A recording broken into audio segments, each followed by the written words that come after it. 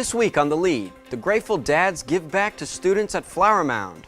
And we take a look at Flower Mound and Marcus's joint sports team that you probably didn't know existed. All this and more coming up.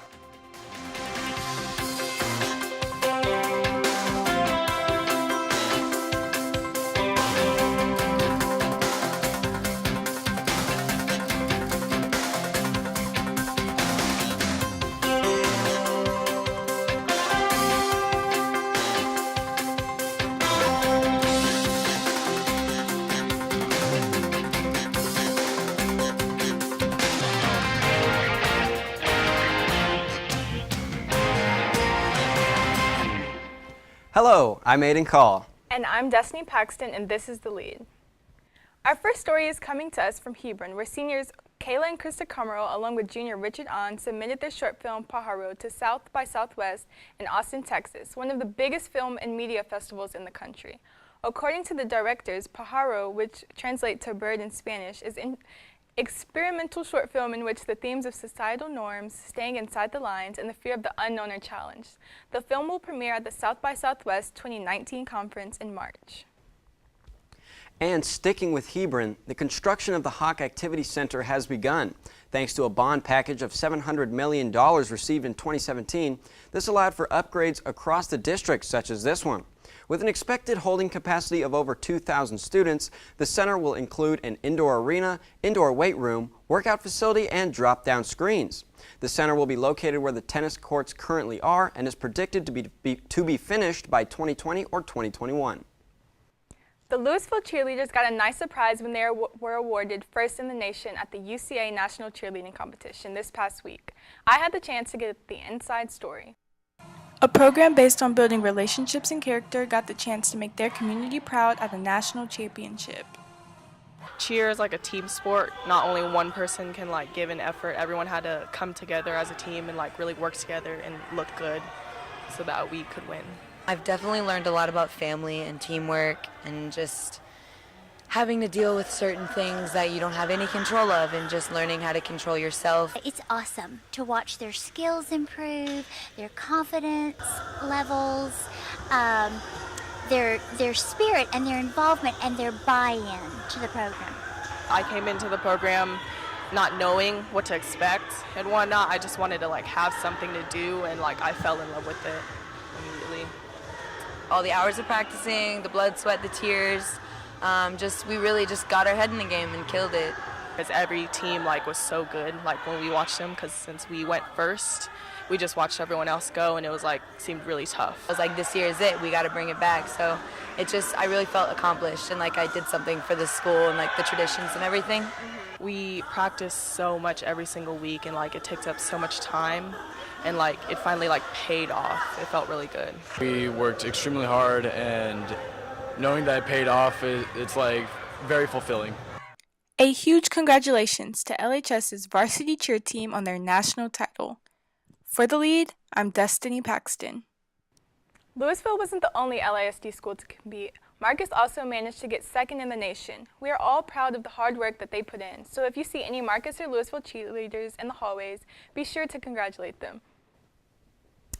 Next Tuesday from 6 to 8 p.m., the LISD Admin Center will be hosting the Whole Child Series, a presentation hoping to help parents and teachers understand methods that will help keep children and students safe on the internet.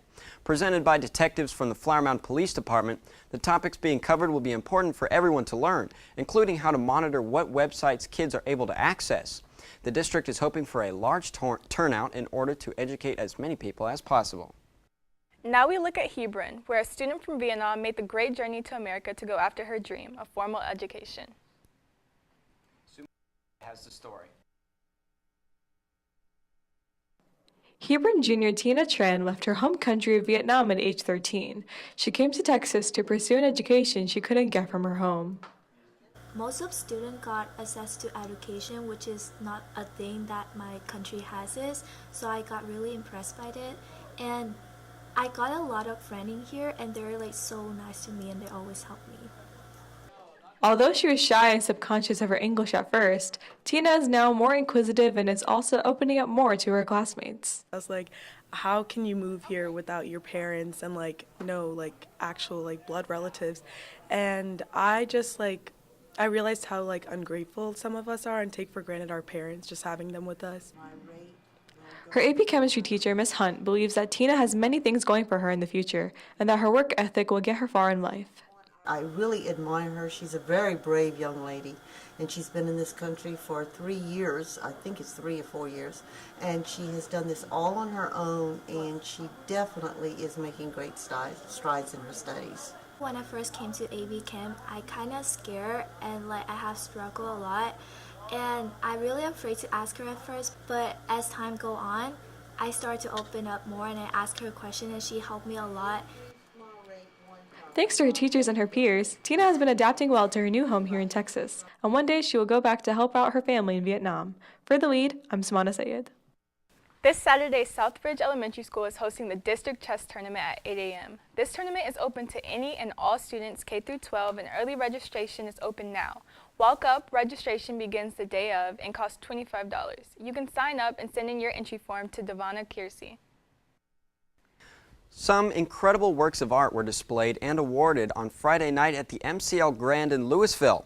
Some honorable mentions from the show were Austin Todd's sculpture titled T for 1-2, Alexandra Santiago with her drawing titled Little Rock, and Savannah Peterson's painting called A Work of Color. Tama Higuchi-Roos won Best of Show with her painting titled Fish. The FMA Chess Rosettes will have their spring show the rest of this week, the 21st to the 23rd at 7:30 in the auditorium. This year celebrates the Rosettes' 20th anniversary, and the show has rightfully been named 20 Years of Us. Along with the Rosettes, the show will also feature performances by the FMA Chess and recreational dance classes. Tickets are on sale now at fmachessrosettes.com. On Sunday, February 10th, the Texas School Counseling Association awarded the Colony High School counselors with a prestigious award. The Counselors Reinforcing Excellence for Students in Texas, or CREST, is a program that recognizes schools with outstanding counseling programs and gives them the opportunity to demonstrate effective communication and commitment to the different areas of their program. Out of 101 schools across the state, the Colony was chosen to receive this award, so congratulations to them. The Grateful Dads is a new program at Flower Mound whose sole purpose is to help the morale of students at the beginning of every Friday. Ethan Watson has more on this story. Everyone has seen them, handing out candy at the doors on Friday mornings at Flower Mound, but most don't know who they are. These are the Grateful Dads. Their goal is to improve students' attitudes through kindness. They're just something nice to look forward to on Fridays. It's just something sweet in the morning. One day a week where we can all show up a little early and get some candy. It's kind of nice. You're starting your day off with, one, just an act of kindness, and two, you're getting some candy. So just, I don't know, it just starts your day off right and puts a smile on your face, and it kind of just gets you ready for the day. I really like seeing them. They're just really fun. They just take the initiative to come in early and just do something really simple but really nice. It's a program to have a male influence at the school, and more of a male influence, and they ask a bunch of dads and uncles and friends of students that they go to school here to come out, greet the students as they come in, wish them a great day, hand out a little piece of candy. Start to see some of the same students. I work the same area, and so get to see some of the same students. They start interacting with you, start smiling, start opening up a little bit. That's kind of fun. The Grateful Dads are on campus every Friday morning. Rain or shine, you can count on them greeting every student into the school. For The Lead, I'm Ethan Watson. Now back to you in the studio. Destiny, I really like that. I wish over at TCHS they had something similar. I would love to start my day out with some candy. Yes, it is a great way to start your day. So when we come back, Grant will take us into the Colony's kitchen in this week's Lead Spotlight. And Destiny sits down with some members of the new sports media class. Keep it tuned to The Lead. I've got the package. I need immediate evac.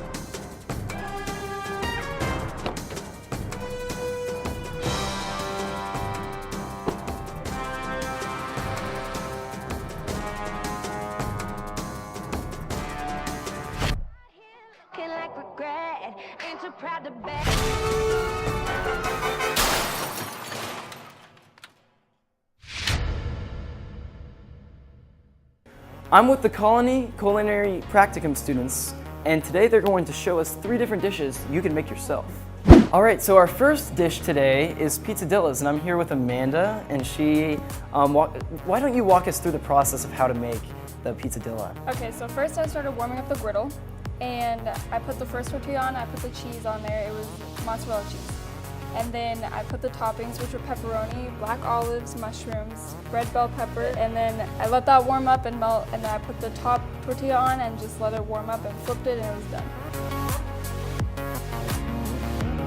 done. So for our second dish, we have Cajun mac and cheese, and I'm here with Yonair and Ali, and they're gonna tell us a little bit on how to make this. So why don't you tell us a little bit about the process? You got to boil the pasta, and as you boil the pasta, you can saute the bell peppers, the celery, and everything, the onions. After sauteing, as you're making a cheese sauce, you can just put everything in there. And now for our third dish, which is a peach cobbler. Man, I've gotta say, Aaron, looks delicious, okay? Why don't you tell us a little bit about it to me?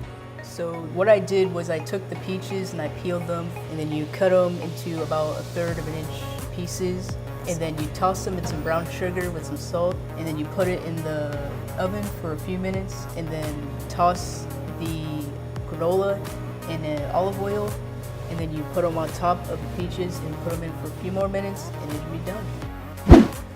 I hope these recipes inspire your inner chef. For the Lead Spotlight, I'm Grant Goodrich. Welcome back to The Lead. I'm here with representatives of the Career Center Sports Media Program to get a closer look at their sports media class for the 2019-2020 school year. Well, let's get started. So, what are some of the things that you guys have been doing this year in preparation for the class next year? So one of the main things that we're trying to do before next year is kind of figure out the tendencies of how our setup's going to go, what the sport kind of feels like on the show itself, and then as well as just kind of preparing for all the things that might come up and that we need to fix before next year. So we've been doing volleyball, basketball, fixing to do soccer, baseball, and softball, and then next year football will be about the only sport that we haven't done yet. Okay, cool. So what will the students next year be learning in the class? So our biggest thing is we want to run it like a in-house sports production class. And it's giving students all the hands-on experience that they can get with learning replay control, being a camera operator, learning how to be an announcer for a sports broadcast. So some of the other things is being a photographer, posting to social media, understanding how to utilize social media to deliver out the product. And it's just a whole bunch of giving them different aspects of the sports production industry right now. So Ethan, you're the director of the live productions. How many students are typically in the broadcast? So we generally have between 7 and 10. We have the director, someone running graphics. We have 2 live, 2 people talking about what's going on play-by-play and color. And then we have 3 camera operators, and then we have 2, sometimes 3 production assistants just running around and making sure everything's going smoothly. So myself being a part of these productions, I know it can get a bit chaotic. So what would you say the energy is like? I would agree that it is sometimes chaotic just because you have to make sure that everything's running smoothly and that something's on the screen at the time that it should be, especially with sports. You never know. Something might happen that you just can't account for, so you just always have to be on your toes and keep your head on a swivel, really. Yeah. So you, being the on-air talent, you always have to stay on your toes. So what would you say the energy is like for you? Well, I would say, kind of like what he said, it can be kind of chaotic because you just never know what's going to happen next. Like one of our games that we did a broadcast for, they were down 3 and someone shot a 3-pointer and the game was tied and they had to go to overtime. And with basketball and even sometimes football and soccer, you just never know what's going to happen because you just have to be ready for those instances where the game could switch or change up, or someone can make a big play or anything like that. But the energy is a lot of fun. So you guys are both seniors, correct? and you guys won't be able to take the class next year. So if you had the chance to take the class, how much more prepared do you guys think you would have been in a class that solely focuses on sports media? I'll go first. I would say I would be a lot more prepared for play-by-play because I've never done play-by-play ever in my life, and thank the Lord for purpose.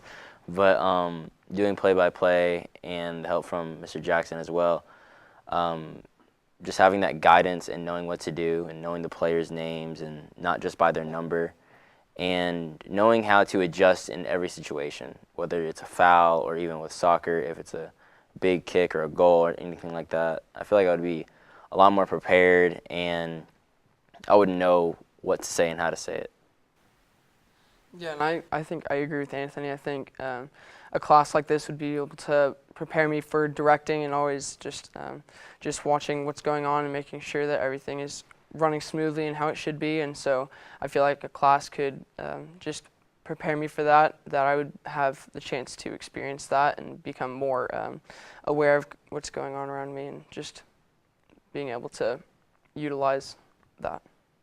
So next year you guys will focus on covering, or not focus, but a part of the sports media class will be covering live games, correct? Mm-hmm. And so how will you decide which games you guys will cover? So with that one, we're still trying to figure it out, but we're going to try to target as many district matchups as we can get. Because we have 5 schools in the district, 4 of them being 6A, 1 of them being 5A. It's a little bit more trickier with the Colony since they are 5A.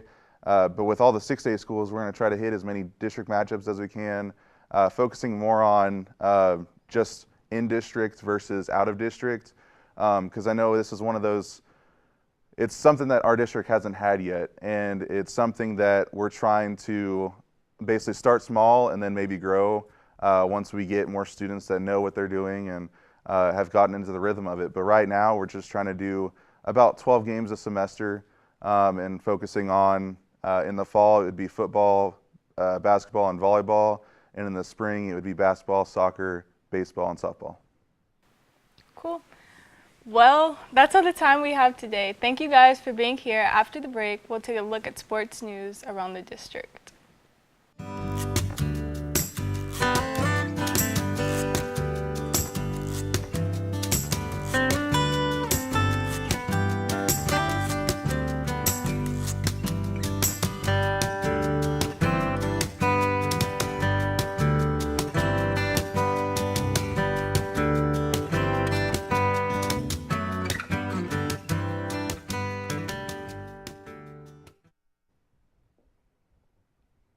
Hey everyone, David here with the look of sports from around the district. First up, basketball playoffs are in full effect. Monday night, both Colony teams were in action. The Lady Cougars topped Mansfield Legacy 70-65 in the regional quarterfinals. In the bi-district matchup, the Colony boys knocked out Collegeville Heritage 41-32.